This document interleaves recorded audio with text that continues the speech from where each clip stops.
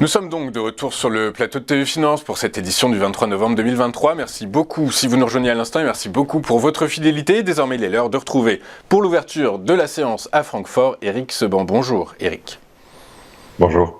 Bonjour, merci Eric d'être avec nous ce matin. Vous êtes trader, formateur et coach. Eric, à quoi assiste-t-on sur le DAX? Est-ce que c'est un début de consolidation avant une nouvelle jambe de hausse ou bien le doute s'empare de l'esprit des investisseurs et auquel cas on va reprendre une belle période de latéralisation? Les deux sont possibles.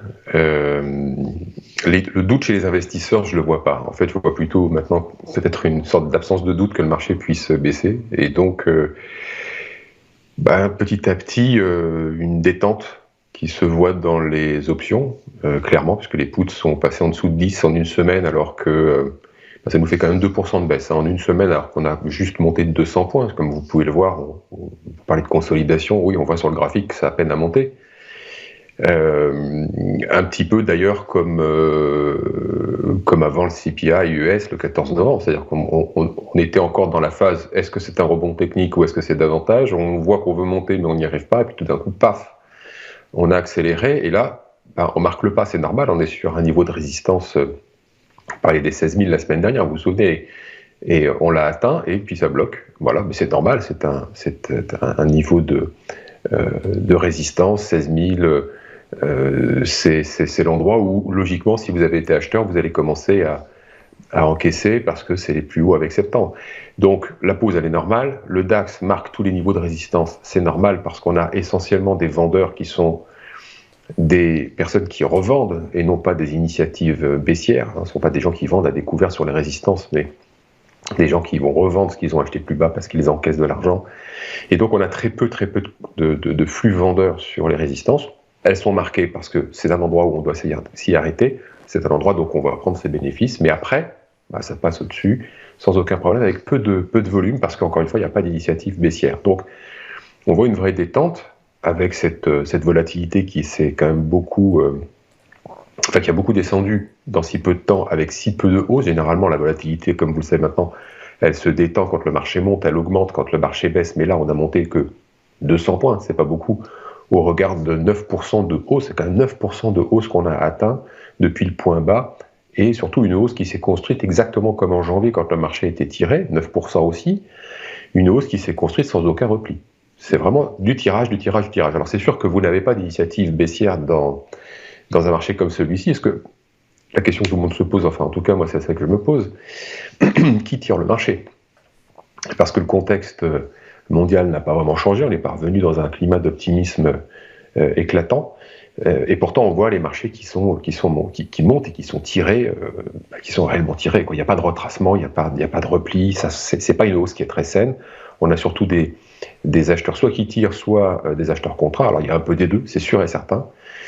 Quand je parle d'acheteurs contraints, je parle toujours des mêmes vendeurs d'options call qui sont obligés d'acheter les sous-jacents pour pouvoir fermer leur risque.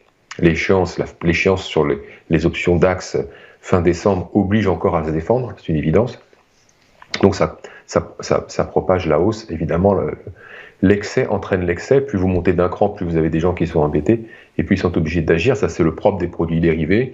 Et justement, le poids des produits dérivés étant tellement important aujourd'hui dans les échanges, vous avez justement, il ne faut pas minimiser en se disant « oui, mais ils me parlent toujours des vendeurs d'options qui sont à l'envers ». Oui, mais les options, c'est un marché colossal, c'est monstrueux en termes de volume, et ça oblige réellement tous ces professionnels qui vendent des options à agir sur les sous-jacents. Donc c'est technique, ça n'est pas de la conviction, c'est de la contrainte, et le marché, il monte comme ça parce qu'il n'y a pas beaucoup de vendeurs, parce qu'on peut faire monter le marché sans trop de problèmes, parce qu'on sait que ceux qui sont contraints vont prendre le relais. Voilà, ça se fait de cette manière-là. Qui tire les marchés? C'est vraiment important, ça serait bien si on pouvait savoir qui tire les marchés, parce qu'ils sont réellement tirés. Parce qu'en fait, là, aujourd'hui, vous avez, au-dessus de la tête, on a 16 150, 16 250, ça c'est les résistances suivantes, puis après, il n'y a plus rien. Après, c'est août, c'est les plus hauts historiques. Une belle année 2023, bien en hausse comme il faut. Alors, si les marchés sont tirés par des États endettés, parce qu'on comprend bien leur intérêt à le faire, ça va pas redescendre. On finira une belle année 2023. Pas d'inquiétude, même un beau début 2024. En revanche, si c'est pas eux, ben ça va redescendre. Ça va redescendre parce que les mêmes qui ont tiré le marché vont attendre que tout le monde se découvre pour commencer à taper le marché. Et là, il n'y aura pas de résistance parce que personne ne sera protégé. On aura un scénario de complaisance à la 2019. Bon, on n'aura pas un coup de Covid pour accélérer les choses. Mais en tout cas, c'est les deux scénarios principaux que j'ai en tête parce que la construction de la hausse aujourd'hui est ainsi faite que de là où on vient, avec des gens très protégés, on voit de moins en moins de recherche de protection. Donc ça commence à ressembler à un début de complaisance. En fonction de qui tire le marché, on verra s'il y a des dégâts ou pas. Écoutez, on suivra ça avec attention. Donc j'ai bien noté que c'était pas un marché de conviction, mais un marché de contraintes techniques. Et donc, à force des choses, votre scénario privilégié, si j'ai bien compris, du coup, c'est plutôt une hausse larvée vers les nouvelles résistances à 16 000, 16 100, 16 250. Et puis après, Fibonacci sera la manœuvre, quoi. Oui, enfin les derniers plus au doute. De toute façon, là, alors hausse larvée peut-être, et puis peut-être aussi avec des accélérations qui se feront, parce qu'après tout, vous savez, quand il n'y a pas beaucoup de contrats à la vente, il suffit de peu de contrats à l'achat pour faire monter le marché très fort. Et à chaque fois que vous le faites monter d'un cran, bah, il commence à avoir du mal à redescendre un peu plus. Donc ça se construit d'une manière assez métronomique. Regardez les graphiques, regardez janvier, regardez maintenant, c'est la même chose.